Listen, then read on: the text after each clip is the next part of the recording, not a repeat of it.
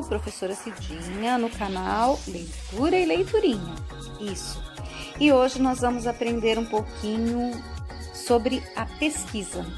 O que é uma pesquisa? Né? De acordo com o dicionário, pesquisa vem da palavra pequiro, que é uma palavra que significa o quê? Procurar, perguntar, se informar, né? E uma pesquisa, se a gente for pensar assim, todos os dias nós fazemos alguma pesquisa. Quando eu tô lá no médico e eu pergunto para ele sobre algum sintoma que eu tive, sobre a receita que ele me passou, eu tô fazendo uma pesquisa. Quando eu tô lá na escola e tô fazendo uma pergunta, tirando uma dúvida com o meu professor, apesar de tudo, eu estou procurando a informação, estou procurando a resposta para algo que eu não sei ali direito, ok? Então nesse momento agora, nós vamos estudar sobre isso, tá? E eu vou iniciar aqui com vocês fazendo a leitura de um texto e depois mostrando para vocês um esquema, que na verdade é um mapa mental. E esse mapa mental, ele vai o quê?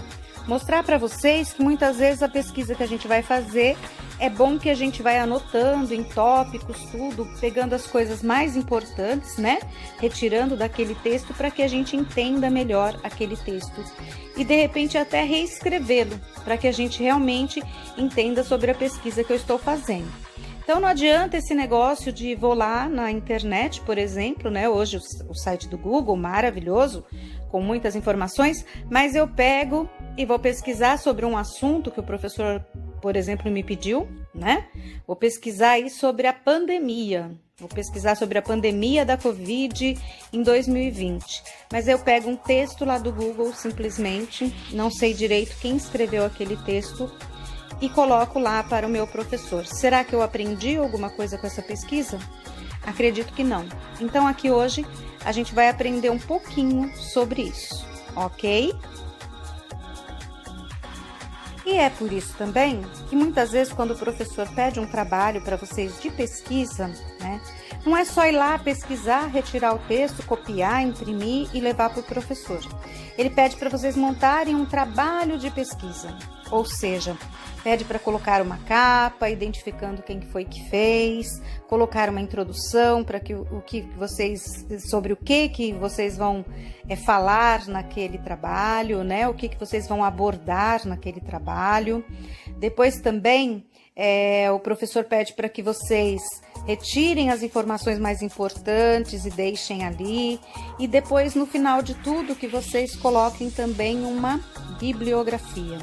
O que é essa bibliografia? A bibliografia, de onde que eu tirei? A fonte. De onde que eu tirei? Eu tirei de um livro, eu tirei de um site da internet, eu tirei de uma revista, eu ouvi num jornal na televisão, né? Então, tudo isso é a fonte de onde eu tirei esses textos. Eu tenho que informar. Então, esse conteúdo que nós vamos tratar, que é sobre como estudar a partir de pesquisas, de leitura em dicionário, em enciclopédias, ele vai estar lá no nosso livro, né, no livro de vocês, da página 91 a 124. Aqui eu peguei um texto que fala sobre literatura de cordel, que está lá na página 97. Vou fazer a leitura e dar algumas dicas para vocês, ok? Ele foi retirado do livro do Dicionário Sesc, A Linguagem da Cultura, tá certo? Então vamos lá. Literatura de cordel, literatura popular de características folclóricas, em prosa ou em verso, impressas em folhetos vendidos em barracas de feira de mercados, de praças ou em pontos de afluência pública. A denominação foi dada em Portugal, pelo hábito de se exporem os folhetos amarrados por cordões ou cordéis. Sua difusão no Brasil ocorreu majoritariamente no Nordeste, em finais do século XIX, sendo produzida por escritores, poetas e cantadores, anônimos ou autônomos. Os temas nascidos, principalmente no ambiente rural, abarcam o religioso e o profano, incluindo-se narrativas históricas, lendas e fábulas tradicionais, assim como acontecimentos insólitos ou eventos cotidianos, trágicos ou humorísticos. Ao longo de tempo, do tempo, figuras, acontecimentos e cenários urbanos passaram a servir de temas aos poetas de cordel. Assim sendo, tanto se encontram personagens reais da vida política nacional, como aqueles elevados à categoria de heróis, de santos ou de bandidos, como cangaceiros, como Antônio Silvino, Lampião, Corisco, e profetas, Antônio Conselheiro, Padre Cícero, Frei Damião. Figuras inteiramente fictícias também, a Negra de um Peito Só, os malandros João Grilo e Pedro Malazartes, ou ainda fantásticos, o Pavão Misterioso. A prosa é tratada na forma de conto, predominando na poesia os versos em redondilhas, maior ou menor, um exemplo extraordinário e anônimo.